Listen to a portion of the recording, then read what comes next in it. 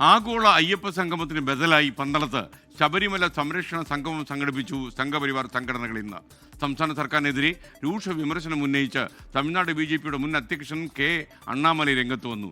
യുവതീ പ്രവേശനത്തെ പിന്തുണയ്ക്കുന്ന സത്യവാങ്മൂലം പിൻവലിക്കണമെന്ന് കെ അണ്ണാമലൈ ആവശ്യപ്പെട്ടു. ആഗോള അയ്യപ്പ സംഗമത്തിനുള്ള ബദൽ സംഗമം ജനപങ്കാളിത്തം കൊണ്ട് ശ്രദ്ധേയമായി.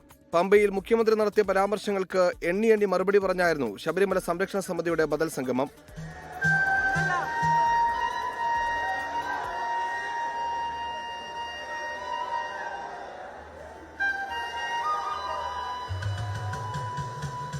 ഉദ്ഘാടന പ്രസംഗത്തിൽ തമിഴ്നാട് BJP മുൻ അധ്യക്ഷൻ അണ്ണാമലൈ CPIM-നും മുഖ്യമന്ത്രി പിണറായി വിജയനുമെതിരെ ആഞ്ഞടിച്ചു.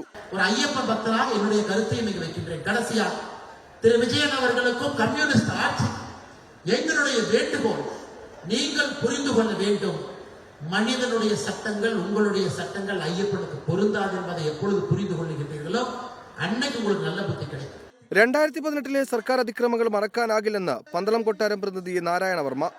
ഒരിക്കലും മറക്കാൻ പറ്റുന്നില്ല. നമ്മുടെ ജീവിതകാലം മുഴുവൻ നമ്മളത് ഓർക്കും. അന്ന് ഈ പാപികൾ ചെയ്ത കാര്യങ്ങൾ ഒരിക്കലും ഇവർക്ക് മോക്ഷം കിട്ടില്ല. ഇവരെ എത്ര കോടി അയ്യപ്പ എന്ന് വിളിച്ചാലും ഇവർക്ക് യാതൊരു പുണ്യവും കിട്ടാൻ പോകുന്നില്ല.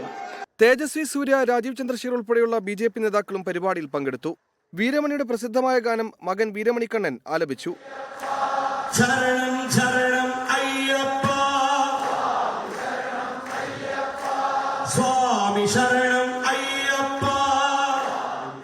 ശരണം വിളികളോടെ തുടങ്ങിയ ബദൽ സംഗമം CPM-നെയും സർക്കാരിനെയും കടന്നാക്രമിക്കുന്ന വേദിയായി മാറി.